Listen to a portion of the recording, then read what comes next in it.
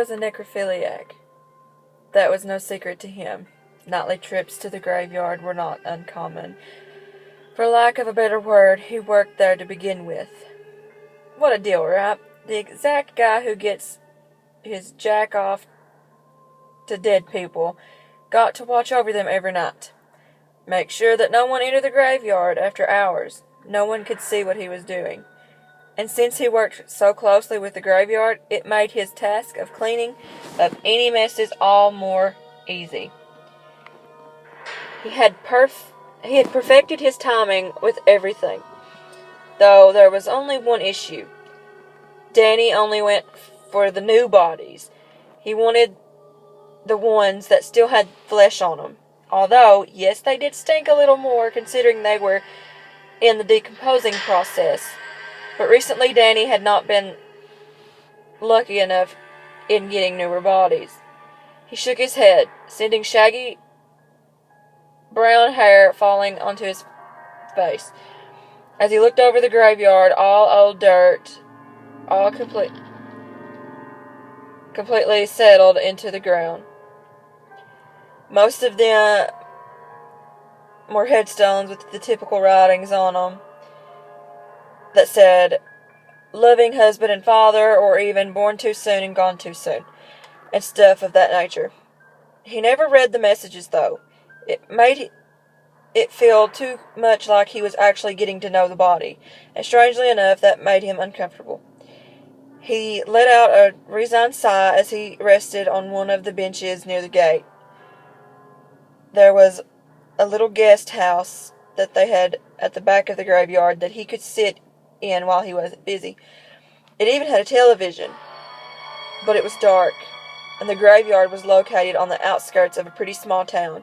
No one would disturb him, and really he loved the night, especially on a spring night such as this one. It wasn't too warm, and it wasn't too cold. If only the people in the town would die more often, this night would be even more perfect for Danny to practice his favorite pastime. But it was a small town. He could be patient, though.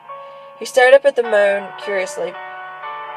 The moon was a strange thing. It was full tonight, which was even more interesting. It seemed like it was full every night, or maybe that was the only time that Danny had ever really noticed it. He shrugged and pulled his pack of Marlboros and lighter from his jeans pocket. He put the cancer stick to his lips and flicked the lighter until a tiny orange flame erupted. Besides the moon, it was really the only light he had, since he had forgotten his flashlight all the way back at his apartment. The graveyard was too cheap to supply him with something as such as a light. Once the cigarette was lit, though, he was cast black into the darkness. He took a puff, allowing the smoke to fill his lungs, and then he gradually exhaled through both his mouth and his nose. The smoke spiraled into the air, only to disappear into nothingness. This was followed by a long dramatic sigh from Danny as he took another puff, ready to continue the process over and over again until the cigarette was too small to hold. Danny smirked. Danny was a chain-smoking necrophiliac. He was about to stand up and make his rounds, like he did every hour or so, when something across the way caught his eye. Something that wasn't exactly in the ordinary. At first, he thought that the moonlight was playing off of the granite angel statue, was playing tricks on him. He hated the thing. In fact, it was the only thing he hated. Its arms were lifted in the exact direction of the moon. It was always like that. But as his eyes slid over it, he realized that it wasn't the statue that captured his attention. It was a figure walking along the path. It appeared to be more of a slender frame, like that of a female, and she was heading right for the marble stone mausoleum. Danny cursed.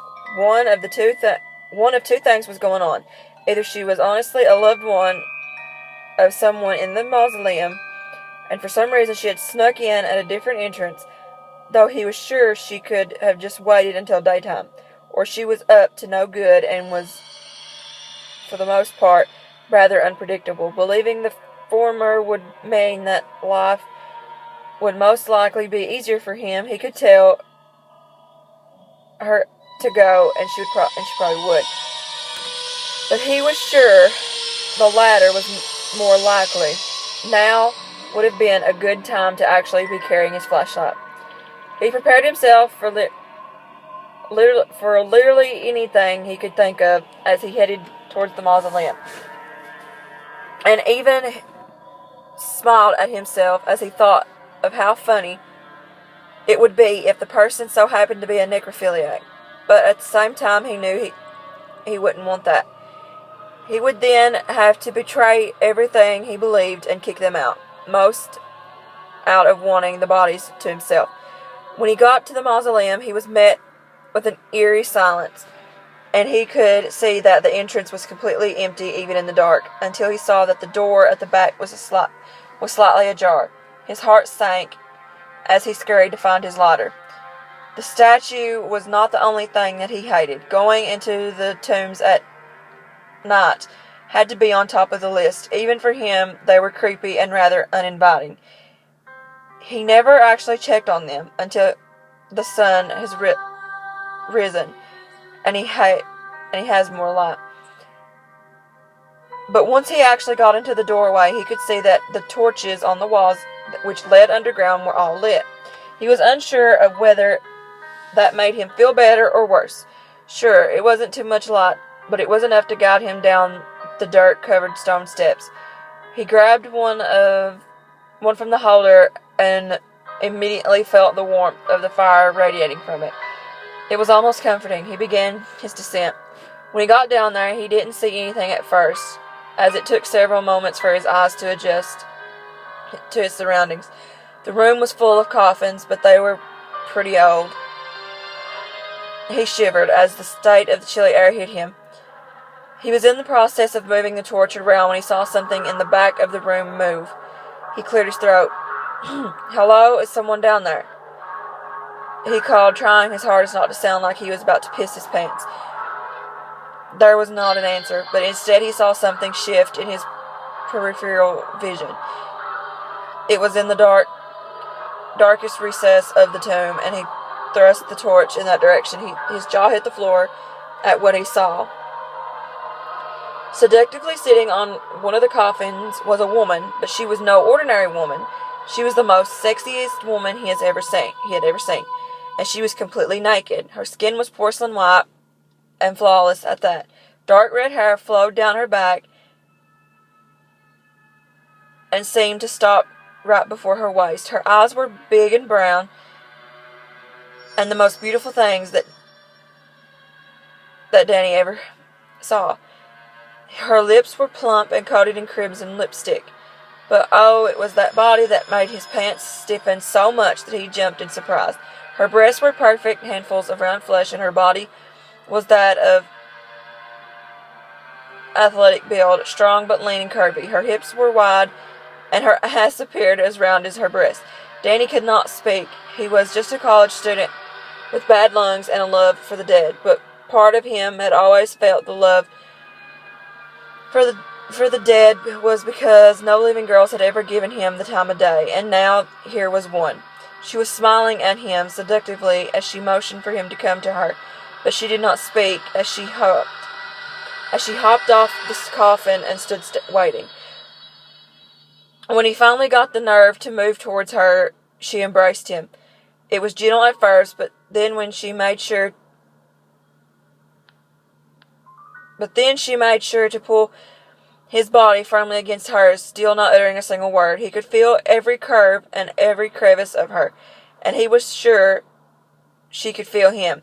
His pants were getting so tight it began to hurt him, so he did the logical thing and slipped them off.